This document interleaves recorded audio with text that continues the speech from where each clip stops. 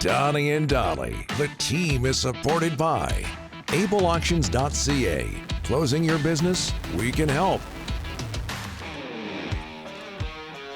Thursday, and all of today's guests, including John Shannon, standing by, brought to you by the Vancouver Giants, celebrating their 25th anniversary season.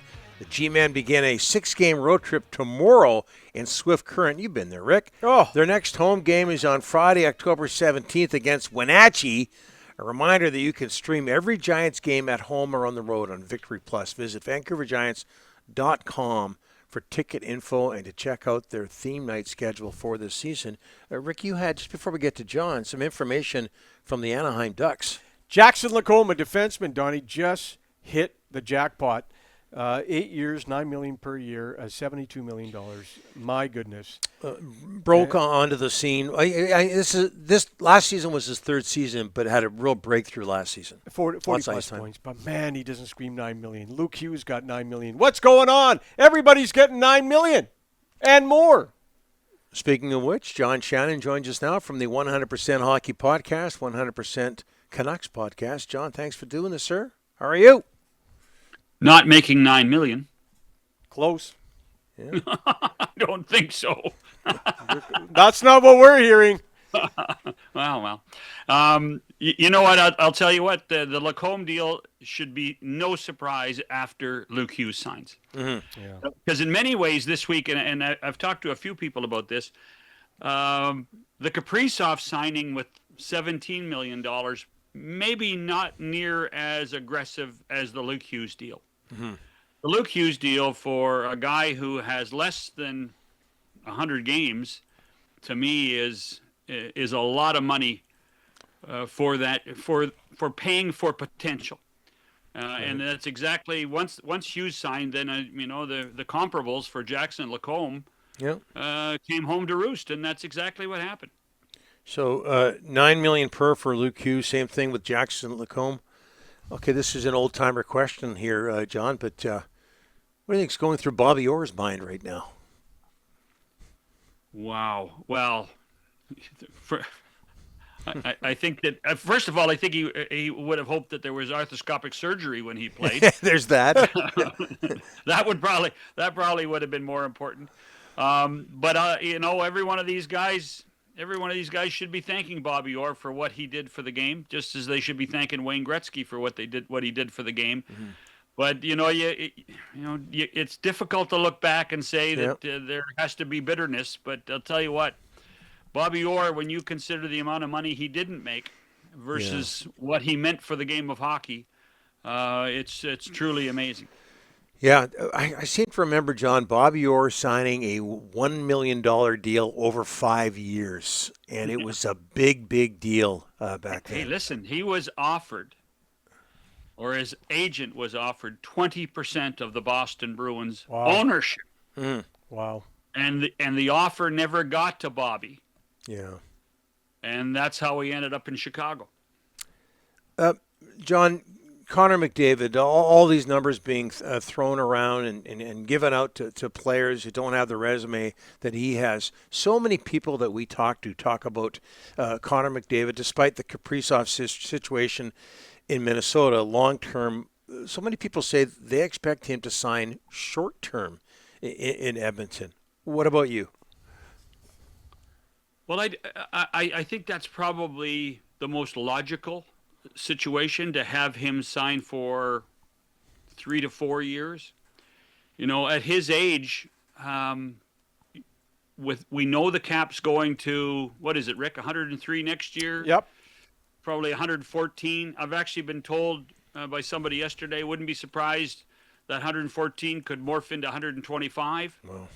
Wow. So, for someone who is deserving of 20% of the cap, why would you lock in short term if you believe in yourself and you can stay healthy? And at the age of 33, perhaps Connor McDavid could even make more money on another deal in his early 30s. There is some logic to that. Here's the thing about Connor McDavid, and I think this has become pretty obvious now. it's not about the money. Yeah. Because he can walk in and say this is the dollar figure and the Oilers would match. I don't think it's about the term. I think if he said he'd sign for 2 years, I think they'd take it right now, just to get, end up knowing that they have him for 3 more years for sure. It's about winning, and can he win the Stanley Cup? What Connor McDavid does not want to become, I'm going to pull a name out of the hat for you, is he doesn't want to become Brad Park. He doesn't want to become Marcel Dion. Yep. He doesn't want to become the greatest player never to win the Stanley Cup. And that's what he's trying to assure in Edmonton first. If he can be assured that the Oilers are going to win the Stanley Cup somehow, some way, then there is no issue to be made in Edmonton. Hey, John, so Luke Hughes signs in New Jersey, and then automatically Quinn gets tied into this story. This story is, but the story's not going to end, and it's not going to end until Quinn Hughes signs in Vancouver or tells the Canucks to move him. But that could be months and months and months away. But this story is just not going to die. Well, I don't think it's going to exist this year at all. I don't think this is a factor for the 25-26 season at all.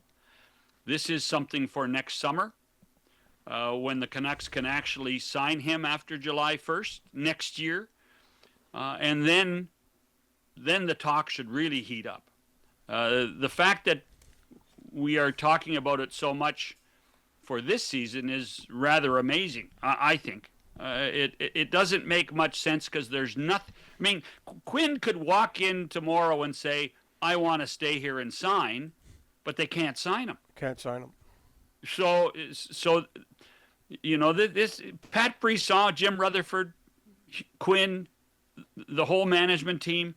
I mean, we know they're talking.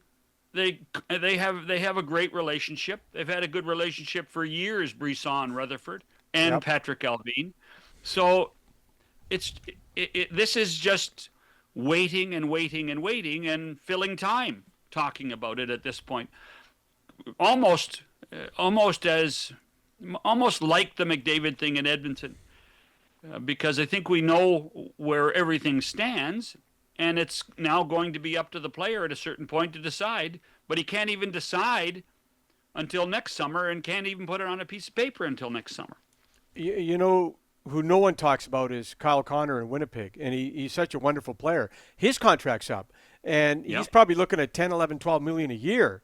Can Winnipeg keep him? They've got the richest owner in the country, but, what's going to happen there? That is a super hockey player who needs a big raise to stay in Winnipeg. By the way, so does Adam Lowry. Yep. But Adam Lowry's injured right now, I fully suspect that the Lowry contract will get done. I think the Connor deal gets done in Winnipeg as well. I really do. All right. Kyle Connor, I think loves playing in Winnipeg. I think that what the Jets have been able to do in the last 3 years is create a positive environment for the teams and the players. And I think that they feel that they have something special going on in Winnipeg. And Kyle Connor's a big part of it. Whether it's 10, 11, or 12. Again, I wonder, in Kyle's situation, does he bet on himself and say, okay, listen, I'll take a 4-year deal.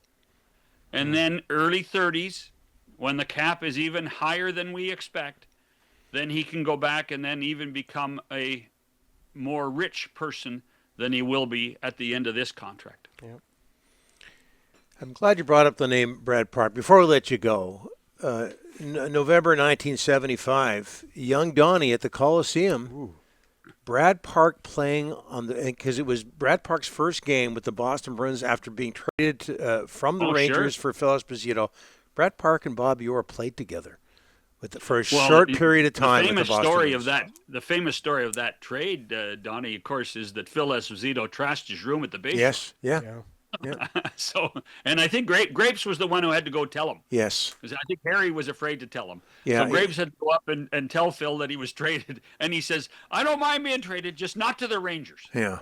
Yeah. And he got traded to the Rangers. Yeah. Brad Park and Bobby Orr didn't play very many games together, but at that point, at that point, to have the two best defensemen on your roster at the same time would have been electric. Yeah, I think the story went that he brought Bobby Orr. Cherry brought Bobby Orr into the hotel room with him. And then Esposito said that, if just don't tell me I'm traded to the Rangers. And then Don said, Bobby, go stand by the window. Because if I get traded to the Rangers, I'm jumping out the window. Something like that. Oh. But Bobby Orr and Brad Park together is mind-blowing. Thanks for this, John. All right, boys. The only other thing at the Bayshore was Howard Hughes was living in the penthouse. Don't you remember that as a kid? Well, he rent out the top 2 floors for like a year. He loved Vancouver. Allegedly. Right, yeah. Nobody ever saw him. That's right. How do you know? Yeah. Well, yeah, but apparently there was a barber who would cut his hair, although the stories of it with Howard Hughes, he never did cut his hair. There's some barber in Vancouver who knows the story well. Wow. Anyway, maybe we'll find him one day. All I know is I remember on Easter vacation, we used to always go to Vancouver, and we would drive by the Bayshore, and my mom and dad would point, there's where Howard Hughes is staying. Yeah. Wow. Wow. And no one saw him, except for the barber. John, thanks for this. Cheers, boys.